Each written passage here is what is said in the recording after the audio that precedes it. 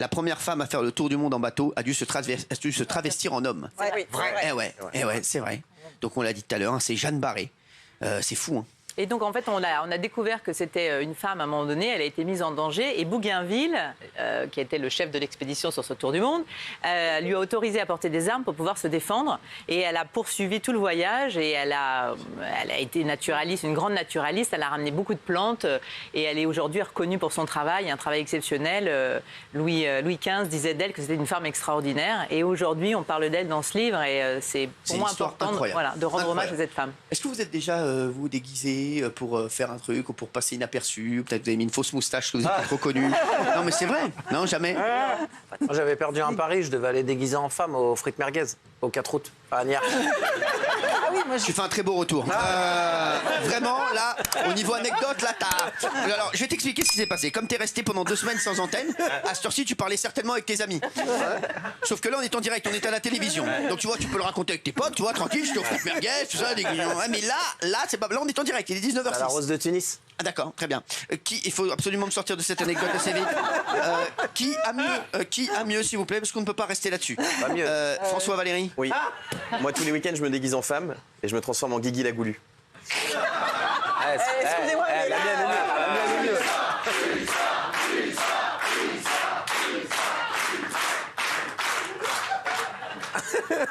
Il est quand même très problématique. Ouais. Excusez-moi de vous dire ça, mais je le trouve problématique. Voilà, vous en faites ce que vous voulez, mais bon, toi, Daniel, jamais. On refait un jour la scène de la boum, vous savez, quand elles sont... Je la sens pas, je la sens pas. Non, mais où elles sont pas être sur ce un côté-là. trottoir, elles racolent un Je la peu. sens pas. Vous voyez, j'avais des barésilles. Ah ouais. J'avais des barésilles, une petite jupe courte, mais il y a 35 ans. Ah oui, quand Vic Béréton, j'ai elle même fait la une- prostituée Je sur vous le apporterai la photo si vous voulez la prochaine fois. parce Non, que- c'est bon. Ça fera peut-être l'objet d'un prochain livre de Maud Fontenoy, illustré, mais là, pour l'instant, voilà, on n'est pas prêt. On n'est pas prêt, on va pas se Moi, mentir. chaque fois que je vois Maud Fontenoy, je pense que vous allez quand même traverser pendant 4 mois toute seule à la rame l'Atlantique. C'est On vrai. ne dit pas Ouais, comme tu te ça, rends mais compte c'est ou juste pas? C'est vrai. dingue. C'est vrai que Maud, c'est un 4 truc mois de fou. toute Ouais. seule comme ça avec ses Maud, rames. t'as déprimé un moment ou pas? Dans la traversée de l'Atlantique Nord, surtout au moment où le bateau à rame se retourne 17 fois dans la même nuit, où tu vois, pour donner un peu une idée, dans mon petit habitacle cercueil, il n'y a plus d'oxygène au bout de 20 minutes. Donc en fait, tu t'enfermes à l'intérieur, mais quand le bateau se retourne, tu es dans un tambour de machine à laver, tu vois, en mode essorage, dans un genre de mi-jus de mer, mi-vomi, et tu n'as plus d'oxygène au bout de 20 minutes. Donc il faut que tu ouvres ton capot pour laisser rentrer de l'air. Et c'est vrai que ça rend les choses un peu difficiles, surtout quand la tempête, elle dure 48 heures. À un moment, tu t'es dit, je vais arrêter. Dingue. Alors, à ce moment-là, tu ne peux pas. Tu te le c'est dis ça, le truc. naturellement, Bah oui. mais tu ne peux pas abandonner. sinon tu fais Parce quoi? qu'aucun bateau peut venir te chercher quand tu es dans 10-12 mètres de creux. T'imagines, T'es les vagues, vraiment elles sont là. toute seule. Et t'es tout seul, tu pars d'un point A à un point B. L'idée, c'était de devenir la première femme à traverser l'Atlantique Nord. Après, donc ça a duré 5 mois. Après, le tour du monde à contre-courant, la traversée du Pacifique.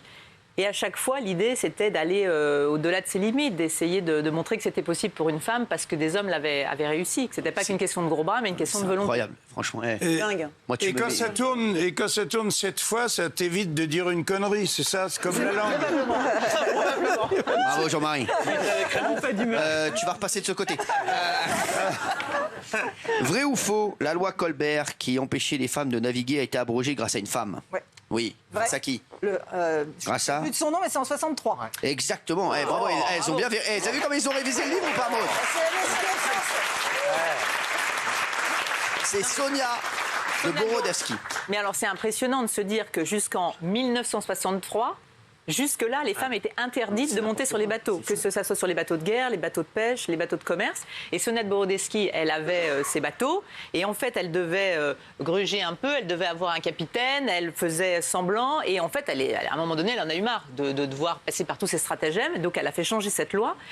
Bon, après, les femmes ont été acceptées sur les bateaux, mais ça n'a pas toujours été aussi facile, parce qu'il y avait toujours ce tabou des femmes qui portaient malheur Comme sur les leur lapins, mère. Ouais, comme les lapins. Non mais c'est vrai, ça il faut le dire aux téléspectateurs, c'est un truc de fou ça. Que les femmes portaient malheur depuis tout temps. Il y avait dans la mythologie, vous savez, on dit de tomber de Caribe en Scylla. Ouais, et en fait, ouais. ça vient de la mythologie de déesses qui avaient été punies par les dieux.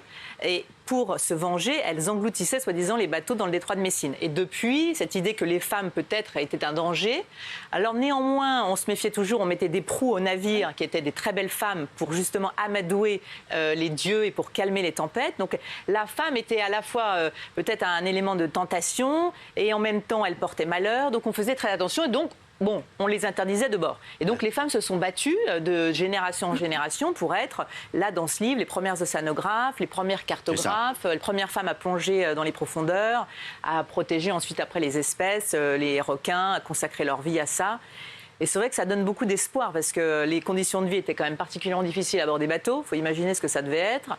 Elles n'étaient pas les bienvenues, elles devaient se cacher, elles devaient aller étudier dans d'autres universités parce que c'était interdit pour les femmes. Et donc ça a été un long chemin d'embûches pour en arriver à aujourd'hui où moi, quand je traversais l'Atlantique, on disait c'est un vrai mec celle-là. Donc tu vois, le combat continue. C'est un combat permanent. Qui pourrait traverser la rue déjà pour commencer. Non mais c'est fou. C'est dingue. Mais moi je l'ai dit, moi un jour, moi il faut que je parte comme ça, 4 mois comme ça. Tu sais quoi, ouais. Tout seul. Ah bah non, tous les deux. Ah non. Quand même pas. tous les deux. Maud, bah oui. Maud, qu'est-ce que je vais faire tout seul? Ah oui. Je vais faire tout seul, mais même t'es fou, tout seul je fais pas 1 mètre. À la rame, à la Mais rame. vous avez le pied marin, vous êtes à l'aise sur un bateau J'ai déjà été dans une poissonnerie. 3 fois. 3 fois, donc bon, les poissons c'est mon truc. Hein, Sur un petit 40 mètres, vous êtes à l'aise ou pas? Ah ouais? Ouais. Alors moi je vais vous dire, alors je me rappelle de ce film. J'ai vu ce film là cet été, qui était incroyable. Quel film? Où ils oublient de mettre l'échelle. Ils sont sur un bateau. Ah, j'ai vu. Et ils oublient de mettre l'échelle et ils n'arrivent pas à remonter. C'est horrible. C'était incroyable. Open water, c'est ça? Non, croisière, non. Si. Ah bon? Non, toi t'as vu un film, mais je crois que c'était toi. C'est d'une histoire vraie, non? C'est incroyable. Ouais, les gens, ils plongent, ils Ouais. s'amusent, et puis tout d'un coup, ils peuvent plus remonter sur le bateau. Incroyable. Et moi, depuis, je prends que des Zodiacs. Non, mais je peux vous dire, au moins, t'es tranquille. Hein. Géraldine, je te sens vraiment fan de Maud. Bah oui, parce que c'est une héroïne des temps modernes, en fait. Ouais, Elle a c'est fait vrai. un truc exceptionnel. Donc, ouais, franchement. Maud, t'as jamais pensé faire ton mes pattes, quoi. Faire ton histoire au cinéma sans rigoler?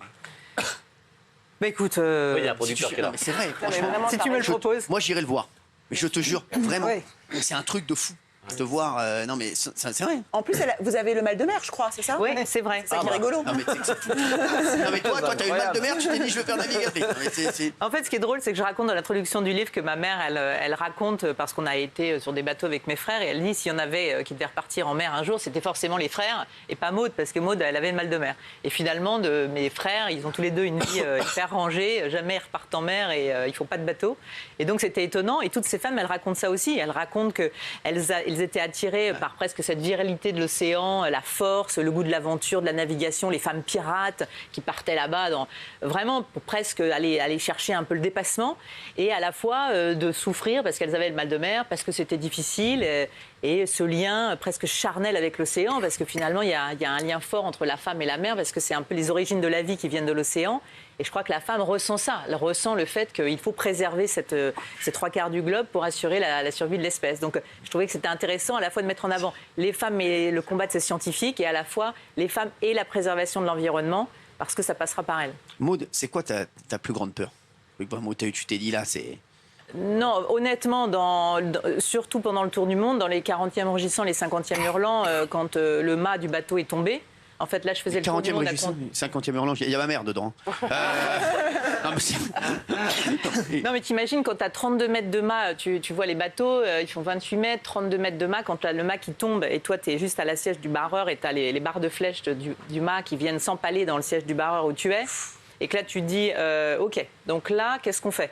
Donc là, tu as le canot de sauvetage, tu te dis, mais qu'est-ce qu'on met dans un canot de sauvetage? Parce que tu vois, tu passes d'un stade où je suis en train de réaliser mon rêve de faire mon tour du monde à, OK, là, ça tourne vraiment mal. Donc je suis vraiment très très loin, j'ai mon canot de sauvetage, et là ce qui est amusant, c'est que amusant ou pas, dans le canot de sauvetage, je mets le GPS de secours, la nourriture en poudre, une bouteille d'eau, tu vois, je sais pas trop ce qu'il faut mettre, et je mets la montre que m'a offert le patron, le mécène dans l'entreprise de cosmétiques qui me sponsorisait, parce que ça m'avait touchée, qui pense à m'offrir un cadeau à ouvrir à Noël. Ouais. Et je trouvais qu'à chacune de mes aventures, c'était à chaque fois la notion vraiment de l'humain qui nous sauvait. Celui qui me sponsorise, tu vois, j'avais rien pour réussir. J'étais celle qui avait ramé, et il me soutenait pour un truc qui n'avait jamais été fait à la voile. Et en fait, il sent dans mon regard que je vais aller jusqu'au bout. Et moi, finalement, à chaque fois, c'était des trucs hyper humains, les enfants à l'hôpital qui me suivaient. C'est pour ça que je m'accrochais. ça rentre pas dans des statistiques. Finalement, l'énergie que vous avez en vous, vous allez la chercher dans des petites choses très secrètes. C'est des petites motivations très intimes qui vous donnent vraiment une force de dingue. C'est pas une question de gros bras, de préparation technique. C'est vraiment un défi contre vous-même parce qu'un jour, quelqu'un vous a mal regardé, que vous avez envie de lui montrer que c'est possible. Parlez de Et lui. moi, je me suis raccrochée. On dirait Damer. Non, mais...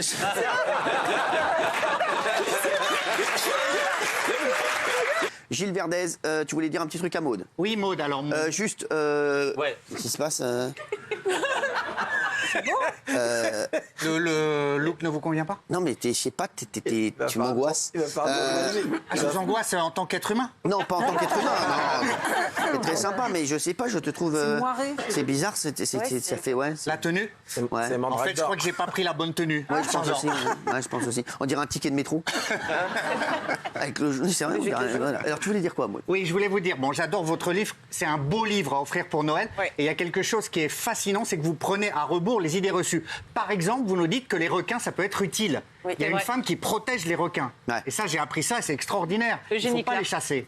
Eugénie Clark a consacré sa vie aux requins. Alors les requins, ils sont à la fois indispensables pour tout l'écosystème. Ça veut dire que pour qu'il y ait des barrières de corail en bonne santé, on connaît tous l'utilité des barrières de corail, il faut qu'elles soient nettoyées par exemple par les petits poissons perroquets, qui eux sont mangés par les mérous et qui sont mangés par les requins. Quand les requins disparaissent, les mérous prolifèrent et du coup il n'y a plus de poissons perroquets et du coup les barrières de corail sont complètement asphyxiées. Et ça, on ne connaît pas cette chaîne-là. Et finalement, cette femme dans le livre, elle dit... Quand tu te retournes et que tu vois pas de requins, c'est là que tu dois C'est que c'est pas t'inquiéter. bon. Ah ouais, c'est ça. Parce que justement, sans les requins dans l'océan, qui sont vraiment l'animal le plus fini, c'est vrai, de l'espèce, eh bien, les océans n'ont pas d'avenir. Et aujourd'hui, on a vraiment, vraiment besoin des océans pour notre survie. Et c'est ce que je viens souvent dire ici, Ouais, ça. parce que c'est l'oxygène que l'on respire vient d'abord des océans et pas de la forêt amazonienne, parce que c'est 22 000 médicaments qui viennent du milieu marin, parce que c'est les énergies, parce que c'est la marmite de l'humanité. C'est les 3/4 du globe et la vie est née dans la profondeur des océans il y a 4 milliards d'années. Et c'est pour ça, je pense qu'il y a ce lien entre les femmes et la survie, parce que la vie vient de là. Et aujourd'hui, les hommes retournent à l'océan pour y trouver plein de solutions pour notre avenir. Et donc, c'est pour ça qu'aujourd'hui, c'est presque par égoïsme qu'il faut préserver l'environnement et notamment nos océans. C'est pour les solutions qu'ils nous apportent. Merci Maud d'être avec nous. En tout cas, c'est un bonheur. Mais c'est vrai, franchement, voilà, ça, c'est, tu vois, on apprend des choses. Moi, tu vois, maintenant, je me retournerai à chaque fois que je vois un requin, même sur le périph', je suis très content. Non, mais c'est vrai, ça marche aussi. Dans un instant, les chéris, le cri du cœur d'acteurs emblématiques de Plus belle la vie, ils seront avec nous dans un instant. Eh oui, puisque Plus belle la vie, ça s'est terminé vendredi, ils seront là. On aura également la foire aux problèmes techniques pour la demi-finale de la Starac. On reviendra sur les énergies, musique, naufrage. On aura également, voilà, Jean-Luc Mélenchon répond à la réponse de Cyril Hanouna sur sa réponse à la France Insoumise, notre réponse.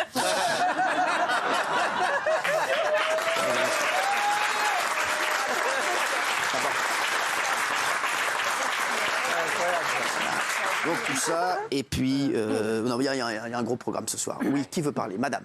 Non, moi j'ai hâte de vous voir produire le film de Maude. Ah oui? Pourquoi? Parce que là, on est en train de l'écouter et on pourrait l'écouter toute la nuit. C'est hyper intéressant et on est vachement curieux d'aussi savoir comment ça se passe au quotidien seul comme ça. Alors déjà, en tant que femme, parce qu'on connaît ce qu'ont les femmes de plus que les hommes à ce niveau-là, déjà ça m'intéresse de savoir comment vous avez géré, mais on va pas le dire sur ce plateau ce soir. Et aussi de savoir un petit peu Donc, vous à voulez la, la voir manière après, en fait. à la manière de Seul au monde. Vous voyez Ouais, le c'est film, vrai, ouais. on la voit Ah oui, toute c'est seule vrai. et en train de gérer son À se quotidien parler. et de voir comment elle s'occupe, comment elle se lave, comment elle fait plein de choses. Enfin, Ouais, c'est vrai. T'as raison, c'est pas mal. Non, mais c'est pas nul. Ouais. Et Géraldine en actrice, je trouve que vous ressemblez un petit peu. Oui, trop bien. Oui, Oui, mais elle est blonde, elle est très tu sais jolie, quoi. qu'il y a une personne qui a posé une question là, sinon ça t'intéresse? Oui, autant pour moi, pardon. Merci. Non, mais c'est vrai que on en parlait tout à l'heure. On se parle un peu comme dans Seul au monde. Étonnamment, moi, je me suis retrouvée dans ce film parce qu'il parle à son ballon. Moi, je parlais à mon bateau. Et c'est un truc de fou. Mais c'est vrai. En fait, Non, quand mais tu es pas- tout seul pendant 5 mois et que tu n'as personne à qui parler, que tu es dans un tout petit espace où tu peux même pas marcher. Enfin, je veux dire, le truc, tu peux pas faire un pied devant l'autre. Donc, tu es 5 mois sur un tout petit truc, sur l'immensité du Grand Bleu.